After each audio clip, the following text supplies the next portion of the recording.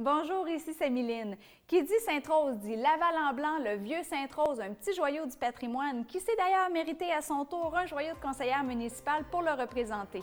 Elle veut rétablir la démocratie à Laval et veut faire la politique autrement. Madame Virginie Dufour, bienvenue chez vous.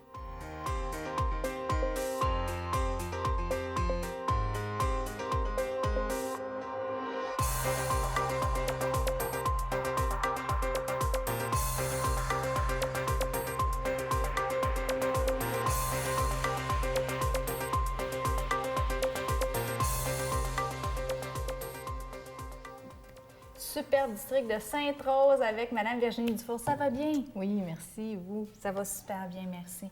Un beau parcours. On va parler de vous. C'est important qu'on parle de nos conseillers municipaux, qu'on essaie de les connaître, puis vous avez un superbe de beau parcours. Donc, vous êtes né à Montréal? Oui, tout à fait. Je suis née à Montréal. Bon, l'hôpital était à Montréal. Ça s'est donné juste comme ça. Exactement. Et puis, bon, par la suite, là, j'ai fait mes études un peu partout. Je me suis promenée un peu dans la province, mais une partie de mon adolescence, j'étais à Saint-François. Donc, j'ai fait l'école secondaire Leblanc. Et par la suite, là, j'ai terminé mes études à Montréal. Et puis par la suite, j'ai décidé d'aller explorer un peu le monde et je suis allée vivre en Amérique latine, au Chili. Au Chili? Mais oui, exactement. Donc, j'ai vécu là-bas 4 ans. J'ai travaillé là-bas 4 ans. Puis par la suite, je suis revenue au Québec et je me suis installée à Sainte-Rose, qui est vraiment le plus beau quartier de Laval. Donc, on prêche pour notre paroisse. Oui, bien écoutez. C'est parce que beaucoup, c'est une nouvelle ville et une ancienne, les deux ensemble quand même. Là. Ça a un beau cachet, surtout le vieux Sainte-Rose qui est au cœur, là, on en reviendra. Une maman, une mère de famille. Oui, effectivement, je suis la seule qui a à gérer des enfants sur le comité exécutif, parce que je fais partie du comité exécutif de la ville et donc le matin, je dois aller à la garderie, à l'école pour ma deuxième et le soir, je dois me préoccuper de l'heure. Donc oui, j'ai vraiment une routine de mère de famille. Mais ça vous permet quand même aussi de tester en profondeur justement les services que vous offrez à même votre ville. Là. C'est vrai, effectivement, on est dans les parcs régulièrement. On se promène d'un parc à l'autre dans le quartier aussi pour ça me permet de voir ce qu'on a, s'il y a des problématiques. Et puis c'est vraiment, on est bien choyé quand même à Sainte-Rose, là, je dois dire. Puis ce que j'aime beaucoup de Sainte-Rose, quand on dit il y a un village, mais il y a une ville aussi. Mais mon père vient d'un petit village, Saint-Paul-de-Joliette. Et là, il y avait l'église, c'était le cœur du village. Et j'ai retrouvé ça à Sainte-Rose. Donc, j'aimais beaucoup Montréal, qui était la grande ville. Puis Sainte-Rose, on a comme le mix des deux. On a le petit village, l'église, le cœur, là, tu sais, vraiment avec... Bien, ça fait comme Montréal, la grande ville, avec le vieux Montréal. Mais à plus petite échelle, quand même. Sainte-Rose, hein, c'est comme, on peut dire, un microclimat. Donc, on est vraiment comme un village. Tout le monde se connaît. Tu sais, si on se promène dans le vieux Sainte-Rose, on va à l'église. Tout le monde se salue, les gens se connaissent. Beaucoup de gens me disent, vous savez, ça fait 35 ans que j'habite à Sainte-Rose. J'irai pas ailleurs. Non, mais les gens ne disent pas qu'ils habitent à Laval. Hein. Beaucoup disent qu'ils habitent à Sainte-Rose. On est en train de changer ça. Là. Avec le 50e, je pense qu'on a créé une identité lavalloise à Sainte-Rose même. Mais sinon, avant, les gens vraiment... c'est parce que ça marchait vraiment comme par communauté. C'est ça. Là, c'est de recoudre tout ça ensemble. On est une grande famille, mais on aime le côté identitaire. Tu sais, je viens de Sainte-Rose. Puis c'est correct aussi, d'ailleurs. Oui. Un parcours extrêmement impressionnant parce que vous faites partie des Superwoman, la famille, le travail. Et ça, j'ai trouvé ça super le fun, une maîtrise MBA en technologie de l'information. Oui, effectivement. Bien, en fait, j'étais gestionnaire de projet avant d'être élue en informatique, en technologie de l'information. Et donc, j'ai fait des études. Là. Je suis allée faire mon MBA à l'Université Laval. Et j'ai fait ça en même temps que je faisais la politique et que j'ai eu mes enfants. C'est pour ça que ça m'a pris quand même quelques années pour l'obtenir. Je l'ai fait à temps partiel. Bravo. Mais c'est vrai que ça a été beaucoup de challenges. Mais une fille qui n'a pas peur des défis de toute façon dans la vie de tous les jours, c'est pas quelque chose qui vous donne froid aux yeux, vraiment? J'aime bien les défis, effectivement. J'aime bien. J'ai pas peur de me coucher tard pour faire mes lectures et on travaille très fort, vous savez, au comité exécutif, Oui. et tous les élus, là, de toute façon, mais au comité exécutif, on reçoit souvent nos documents la veille de la rencontre, et ça peut être une pile de documents comme ça. Et donc, bonne lecture. Oui, tout à fait. Alors, c'est pour ça que non, ça m'a pas fait peur de faire des études en même temps que mon travail et que d'avoir des enfants. Là. Vous avez dit en pré-entrevue, je veux faire la politique autrement. C'est quoi pour vous faire la politique autrement? Bien, en fait, autrement, comment ça se faisait ici à Laval, il y avait un certain déficit démocratique et pour moi, c'était important que les citoyens soient impliqués dans la prise de décision. Et d'abord, nous, comme citoyens, on peut s'impliquer à se présenter aux élections ou être bénévole, etc. Et c'est comme ça que j'ai voulu d'abord m'impliquer. Et par la suite, un coup qu'on est élu, bien, pour moi, c'est important d'amener les citoyens à participer aux décisions qu'on prend comme élus. Donc, j'aime pas prendre une décision juste moi, selon ce que je crois, parce que je représente mes citoyens. Je représente 20 quelques mille personnes. Donc, un exemple de ça, on a fait des consultations pour le réaménagement de la berge des baigneurs. C'était la première fois qu'on faisait ça. Donc, on a consulté les gens avant même de faire les plans. Donc, pas on arrive avec des plans, aimez-vous ça? C'est avant même, qu'est-ce que vous aimeriez voir dans ces plans-là? Après, on va dessiner ensemble la berge. Et ça, pour moi, c'est faire de la politique autrement, d'amener les gens à participer. Et on a eu un bon taux de participation. On a eu plus de 100 personnes. Respect de l'opinion, pour vous, c'est extrêmement important d'avoir l'heure juste qui vient du citoyen pour dire, bien, c'est pas un projet égoïste qu'on essaie de passer en dessous, c'est vraiment, ça vient du citoyen, oui. Ça leur tient à cœur. Comment qu'on peut faire ça? On trouve des solutions pour le faire. Tout à fait. Tout à fait. Puis c'est une façon aussi, je pense que de faire la politique autrement, c'est aussi d'être respectueux même de nos adversaires. Marc Demers, qui est notre maire, est toujours, même quand les gens viennent au conseil, des fois, les gens un peu agressifs, ou il est toujours calme, et je pense que c'est une belle inspiration, puis c'est vraiment... Il y a une super de belle énergie, effectivement. Oui, et c'est ce que je veux faire, et si vous regardez ma page Facebook, vous allez voir, c'est toujours un angle positif, assez humain, jamais attaquer l'adversaire. Je crois pas que c'est nécessaire. Les gens vont se fonder l'opinion sur moi, pas sur les attaques aux autres. C'est bien de revenir aux sources parce que justement, il y a eu un côté très drama qu'il fallait absolument attaquer avec les couteaux en dessous qui passaient, puis les petits messages. Puis je pense qu'à un moment donné aussi, les gens commencent à être tannés de ça. Tout à fait. Sont imprégnés par les réseaux sociaux. De toute façon, si tu veux du drame ou Facebook, puis laisse-toi aller pour qu'est-ce qui s'est arrivé durant la journée. Mais pour ce qui est vraiment de votre politique, c'est important d'aller directement, on peut dire, dans la rue, puis de faire, OK, on a ça à faire, oui. Comment on va le faire, comment on le prend d'assaut. Parce qu'évidemment, on commence des dossiers, ça ne veut pas dire qu'on va les terminer non plus. Non, c'est vrai que 4 ans, c'est court. 4 ans, c'est très court, mais écoutez, on lance, on lance des projets. Et puis, écoutez, pour moi, c'est tellement important. On a nos rencontres citoyennes. La plupart des élus ont des rencontres à tous les mois. Mais moi, j'organise d'autres rencontres. Par exemple, à un moment donné, les citoyens étaient insatisfaits d'une problématique de vitesse dans leur quartier, dans leur secteur. Alors, j'ai demandé au sergent là, du poste de quartier de m'accompagner. Puis, ils étaient 70 personnes à venir parler, témoigner. On était pour les écouter. Et c'est ce genre de choses-là qui ne se faisaient pas avant. Et ça, j'en ai fait beaucoup. On en a eu pour le Bois de l'Équerre aussi des consultations récemment. Là. Donc, c'est dans l'ADN. On a d'ailleurs créé un bureau des consultations publiques. C'est pour tout dire, là, ça n'existait pas avant. C'est génial, oui, donc on a engagé une équipe pour s'occuper des consultations. Donc, c'est vraiment devenu, c'est ça.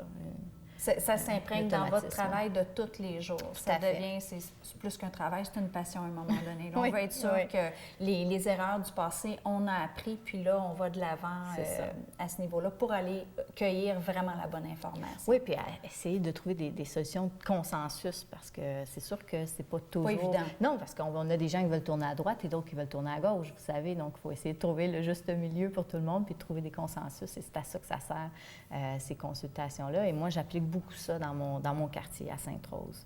J'y tiens beaucoup d'avoir l'opinion des gens de mon quartier. Sainte-Rose, c'est évidemment une ville moderne, mais ça part du vieux Sainte-Rose qui se trouve à être le cœur de tout. Ah, bien, écoutez, officiellement, c'est quand même Saint-François qui a été la première paroisse. Et M. Saint-Jean, le conseiller de Saint-François, me le rappelle toujours parce que Saint-François était le premier, mais Sainte-Rose est devenu beaucoup plus gros que Saint-François par la suite comme paroisse. Et effectivement, ça fait quand même quelques années. L'an passé, en 2015, nous avons fêté le 50e de la fusion de Laval, mais c'était aussi le 275e de la paroisse de Sainte-Rose. Donc, c'est toute une histoire, 275 ans. Là, il s'en passe des choses. Il s'en est passé. Il y a beaucoup d'histoires. On a beaucoup de bâtiments qui sont toujours présents. Il y en a évidemment qui ont passé au feu, d'autres ont été démolis ou laissés à l'abandon. Mais actuellement, si vous allez marcher dans le Vieux-Sainte-Rose, vous allez voir énormément d'histoires. Curé Antoine Labelle a été à Sainte-Rose. On peut le voir d'ailleurs actuellement à la télévision. Là. Il y a une série où on le voit qui est mis de l'avant. Je pense que c'est Les Pays d'en haut. Là. Donc, on a beaucoup d'histoires. Les bâtiments, on peut les revoir. Il y a la première école de Sainte-Rose qu'on peut voir, qui est aujourd'hui le Centre d'art, qui est en face Elle s'est transformée, oui, c'est incroyable. Oui, c'était une école, le Centre d'art, à un moment donné, c'est devenu aussi poste de police. Oui, c'est ça. Et de pompiers. Et pompiers, police et pompiers. Puis d'ailleurs, le poste de pompier qui est juste à côté, qui est annexé, il a une tour à boyaux dedans, puis c'est la seule qui reste encore avec les tours à boyaux. Puis à l'époque, c'était une façon de faire sécher les boyaux des pompiers. Et là, aujourd'hui... Il les suspendait? Oui, il les suspendait. Et par la suite, on a utilisé des séchoirs électriques et tout ça, puis ça n'a pas très bien fonctionné. Et là, la nouvelle caserne qu'on vient juste de construire à côté de l'hôtel de ville dans Chemédé, elle a une tour à boyaux. Donc, inspiré de la tour. Le retour. Mais bref, on peut voir ça. Puis là, on voit vraiment la vieille caserne qui aujourd'hui est une galerie d'art, mais on peut voir la tour à boyaux si on y va. Donc, c'est ça. Il y a beaucoup d'histoires. On peut marcher, voir la première maison de Frédéric Bach. Qui a été, puis elle était toute petite, une petite maison jaune, on se doutait de rien. Puis à un moment donné, on a su que c'était la première maison. Donc, il y a une plaque qui a été inaugurée là, par l'Association des citoyens et amis du Vieux-Sainte-Rose qui ont voulu souligner que M. Bach s'était installé à Sainte-Rose. Ça a été sa première maison. Et ça a fait partie de certaines de ses œuvres. On la voit, la petite maison jaune, dans ses récits. Est-ce qu'il y a un clash de, justement, l'ancien et le nouveau? Est-ce que ça, il y a des discussions qui font genre, faut pas trop moderniser, il faut garder le cachet, c'est important? Et effectivement, ça a soulevé beaucoup les passions. Heureusement, à Sainte-Rose, il y a une zone patrimoniale qui a été identifiée, donc il y a une protection et ça assure que l'intégration des bâtiments soit encadrée, des nouveaux bâtiments. Mais dans le passé, ça n'a pas toujours été bien respecté.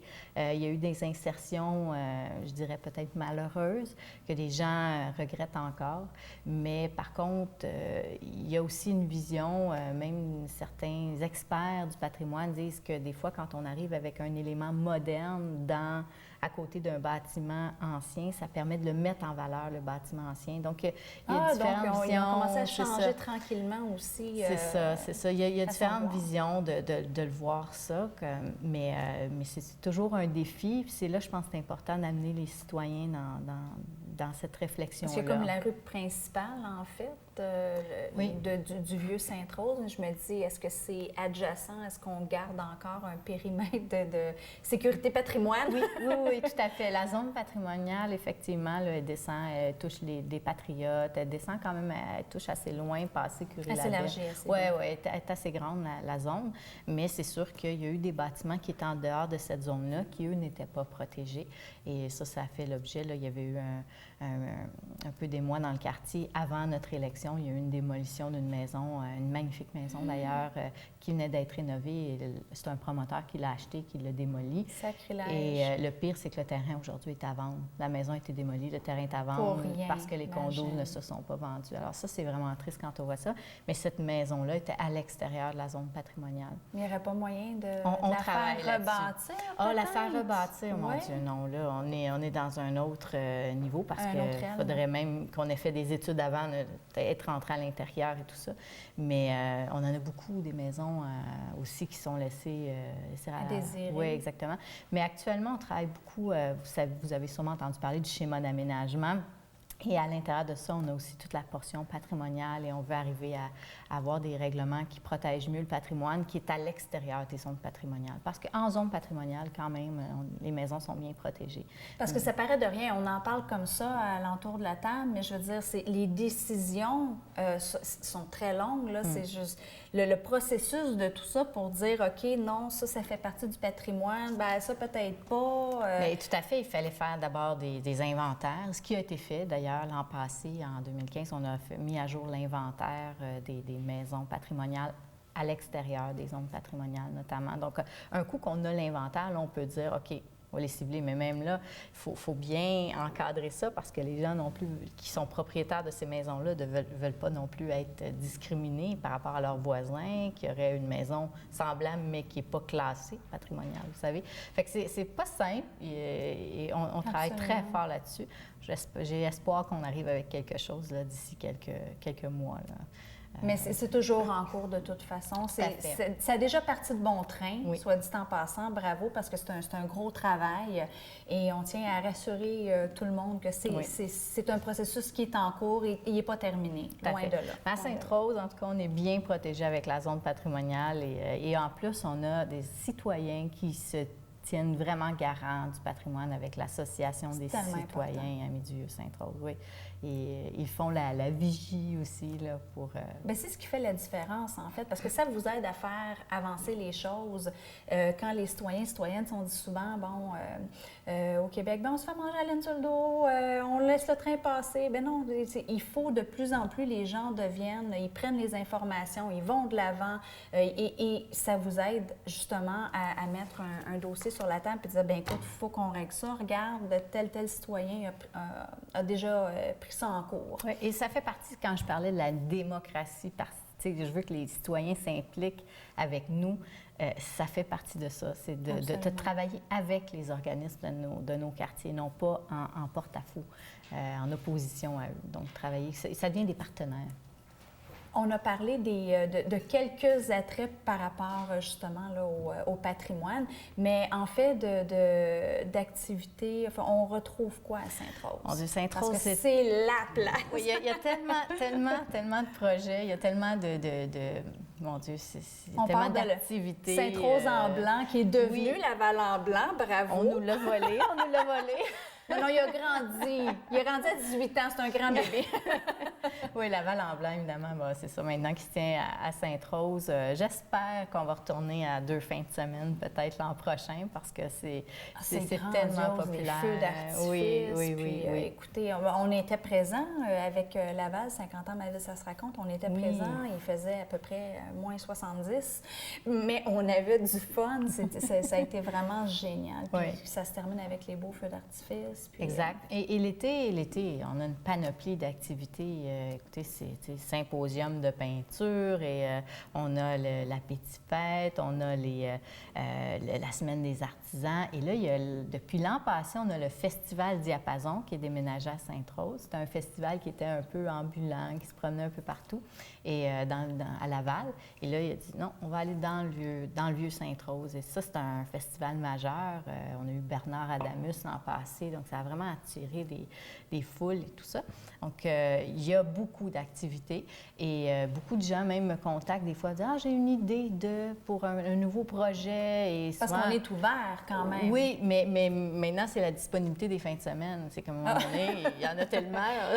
Mais tu sais, avec les emplois qui sont 24 heures sur 24, 7 jours sur 7, les entreprises sont toujours ouvertes. À un moment donné, si c'est une différence d'horaire, il n'y a pas place à faire justement un petit peu plus durant la semaine? Bien, écoutez, s'il y a une question aussi, les citoyens habitent le Vieux-Sainte-Rose. On n'est pas au centre-ville de Montréal, on est quand même au cœur d'un village. Alors, il ne faut pas non plus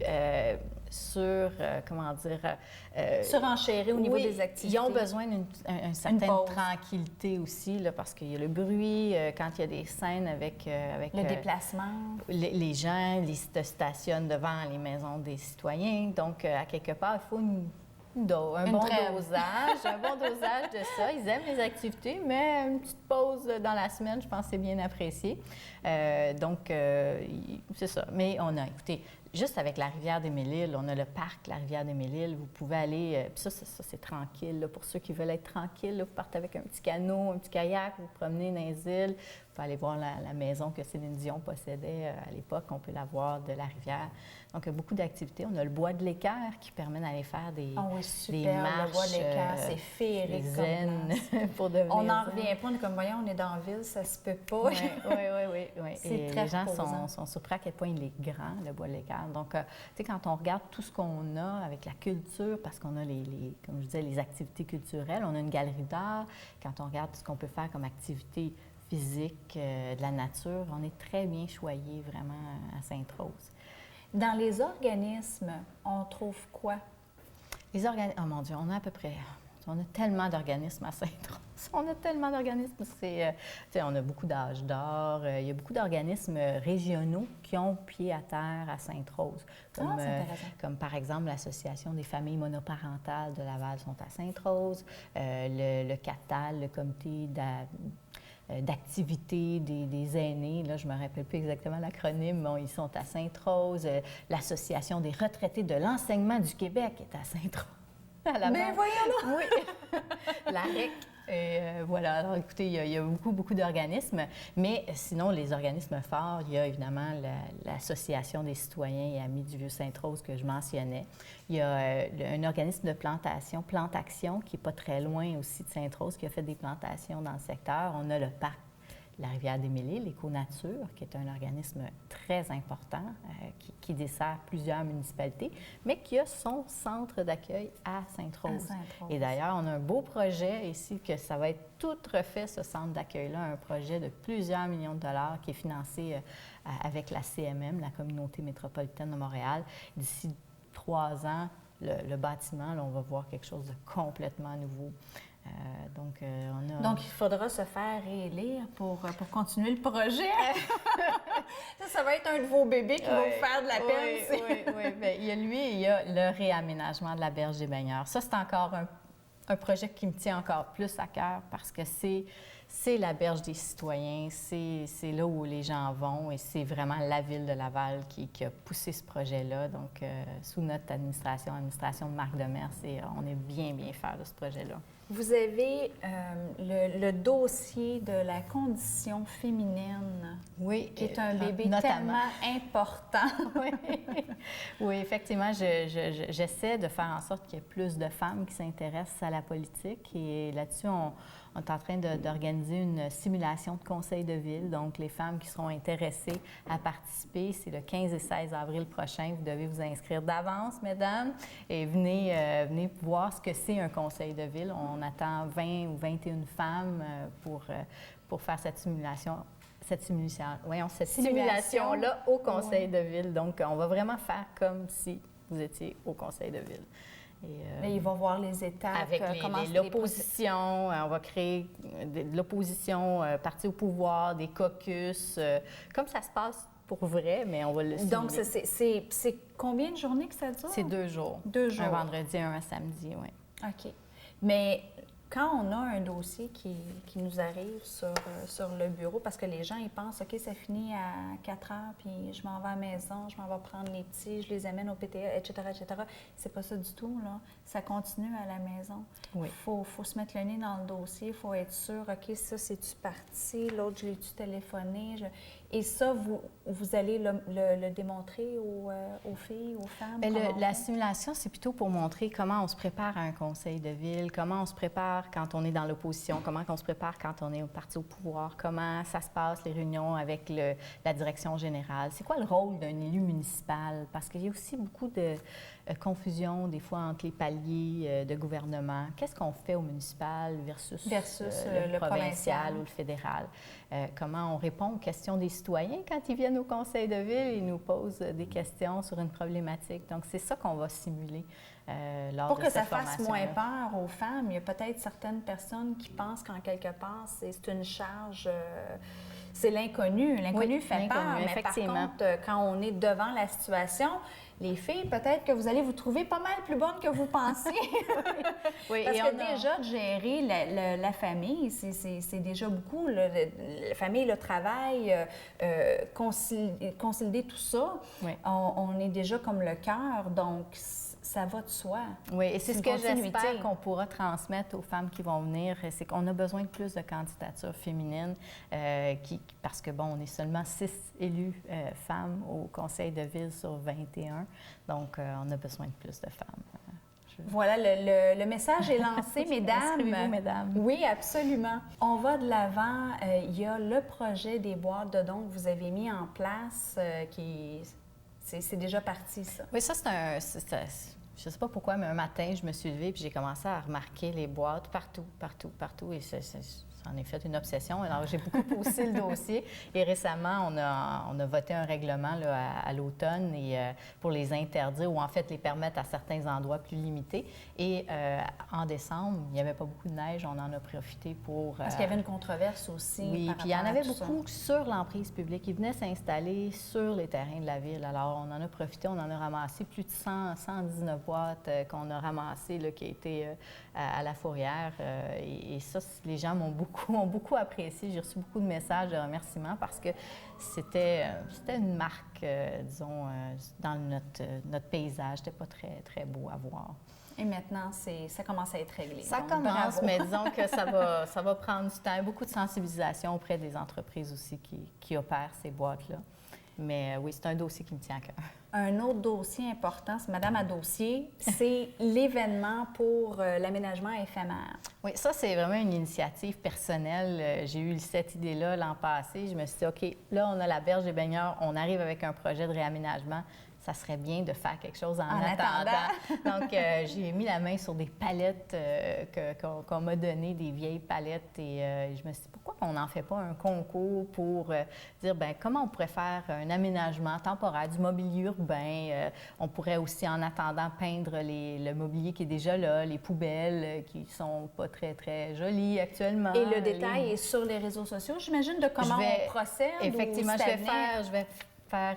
je vais transmettre l'information. On est en train de tout ficeler le dossier, là, mais c'est un beau projet qui s'en vient. Ça va être pour cet été. Virginie, ça passe trop vite. Merci beaucoup d'avoir été des nôtres. Puis je vous laisse aller avec le mot de la fin pour vos concitoyens. Bien, merci tout le monde de votre écoute. Et écoutez, je vous attends, mes rencontres citoyennes. Je suis disponible tous les derniers lundis du mois. Venez me rencontrer au centre communautaire Le Sorbier. Ça va me faire plaisir d'échanger avec vous. Merci. Merci. C'est déjà le temps de nous quitter. Merci à tous nos invités collaborateurs et à vous d'avoir été des nôtres pour cette nouvelle émission à votre image. Bienvenue chez vous.